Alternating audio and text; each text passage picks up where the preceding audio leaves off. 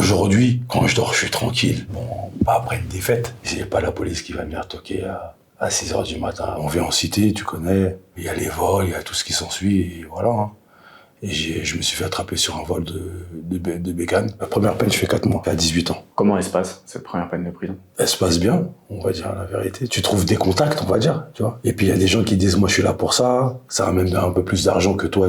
Pourquoi t'es arrivé de base? Ça donne envie. Le MMA à l'époque, c'est encore très loin. Non, ouais, c'est très loin de ma tête, ouais. Je ressens en l'état d'esprit de devenir un grand bandit. On va se dire les vérités, le grand de chez toi, il sert de toi.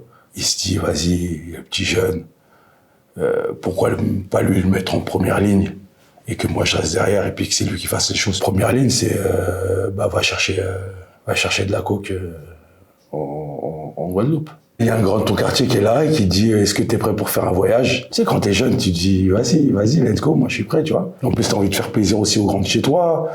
C'est un peu un tout, tu vois. En plus, il te parle des sommes que t'as jamais rentrées dans ta vie. C'est un voyage où il te remplit ta valise en vrai de 10 kilos de cocaïne à peu près. Moi, j'étais un peu dans le casse-cou, tu vois. Donc, je me prenais pour Tony Montana, tu vois.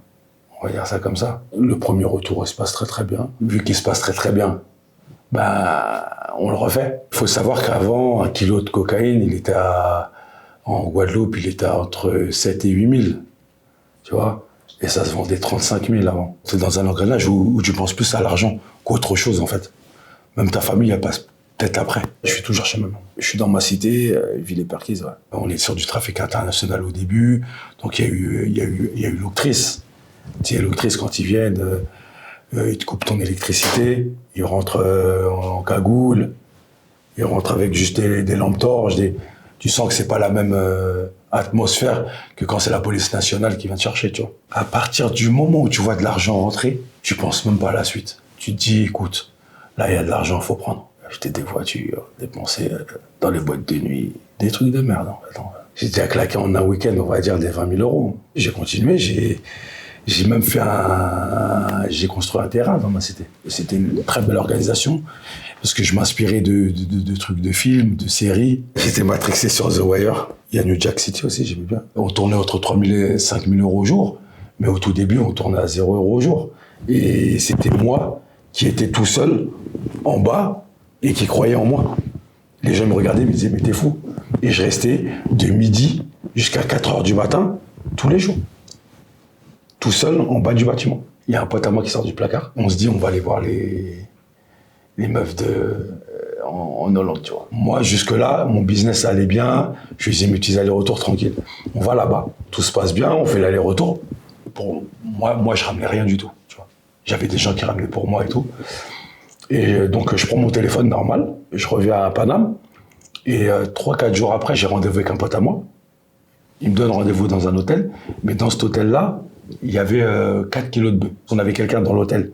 Et il n'a pas prévenu de ne pas faire la chambre. Et les femmes de ménage, ils sont tombées sur ils ont senti la bœuf, ils sont tombés sur la bœuf. Ils ont appelé la police. J'y vais au rendez-vous là-bas. Et quand j'arrive, il y a les policiers dans la chambre. Vu que j'ai mon téléphone portable, ils regardent ce qui se passe sur mon téléphone portable. Comme par hasard, 3 jours avant, t'es en Hollande. Ils m'ont inventé un GoFast, en fait. Pour de vrai, j'ai rien à voir. Mais tellement c'est bien monté par la police, j'ai envie de te dire que même moi, j'aurais été à la place de la juge, j'aurais dit, ouais, il est coupable, tu vois. J'ai mon terrain qui tombe dehors, c'est plus la même peine que quand j'ai 18 ans. Là, je suis un peu plus ancré, on va dire, dans le banditisme, où je connais aussi un peu tout le monde, tu vois. J'avais tout ce que j'avais besoin, je manquais de rien. Téléphone, à manger, des surveillants qui me ramenaient des steaks dans ma cellule. En fait, avec l'argent, tu peux faire beaucoup de choses. Même enfermé, il y a des solutions, tu vois. Et l'argent continue à rentrer. J'avais pas de réseau, j'avais pas de téléphone portable. J'étais vraiment dans le délire, vraiment business à fond, tu vois. J'étais avec un beeper, on me prenait un peu pour un fou, tu vois. Mais c'est comme ça que ça marchait, tu vois. J'ai eu d'autres peines aussi entre-temps, mais des mini-peines, où je me faisais attraper avec un calibre.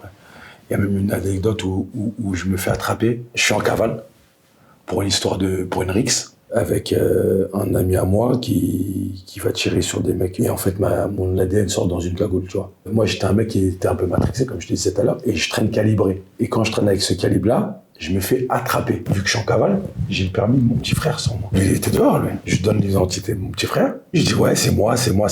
Et je fais une peine de prison de 2 mois d'emprisonnement au blast de mon petit frère.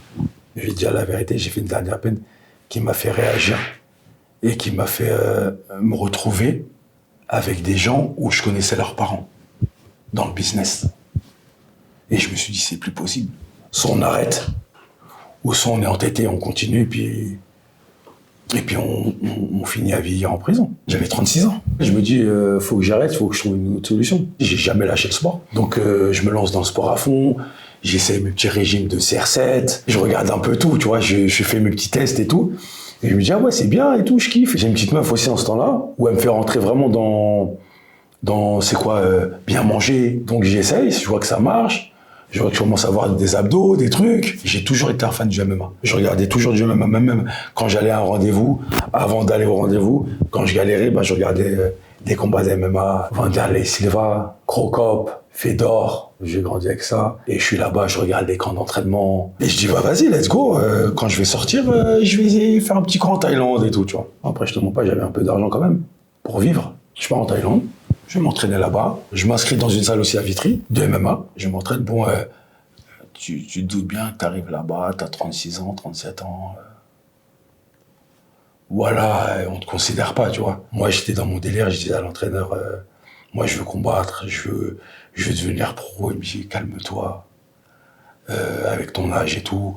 Déjà, fais quelques petits combats amateurs et tout, et après, on verra, tu vois. Et au bout de 2-3 mois, j'ai commencé à me lancer dans les combats amateurs. Et en France, il te faut minimum 10 combats amateurs pour rentrer professionnel. Donc, j'enchaîne. En peut-être 1 an, 1 an et demi, j'essaie de faire un combat peut-être tous les 2 mois. 1 mois et demi. Ça gagne, ça perd, ça gagne, ça perd. Et à un moment donné, je veux pour rentrer professionnel. Et un jour, mon coach il m'appelle, il me dit, écoute, il y a un mec qui s'est blessé et tout. Est-ce que tu es prêt à prendre un combat là On était lundi, je crois. Et il me dit, il faut combattre vendredi. Dans une fédération, du coup? Hexagone. Où je suis aujourd'hui. C'était il y a 2 ans, 2 ans et demi maintenant. Un peu avant 39 ans. Je me dis, c'est une belle opportunité. Je me dis, let's go, je suis béni. Et c'est magnifique, puisque t'es KO au premier round. Bien sûr qu'il y en a qui me prennent pour un fou. Moi, je vis mon rêve, c'était ma passion. Je regardais ça à la télé, je me dis, je suis dedans. Je vais kiffer. Et je kiffe encore aujourd'hui. Aujourd'hui, quand je dors, je suis tranquille. Je suis apaisé. Je suis serein, bon, pas après une défaite. Mais je sais que c'est pas la police qui va venir toquer à 6h du matin. Aujourd'hui, j'ai pas de regrets.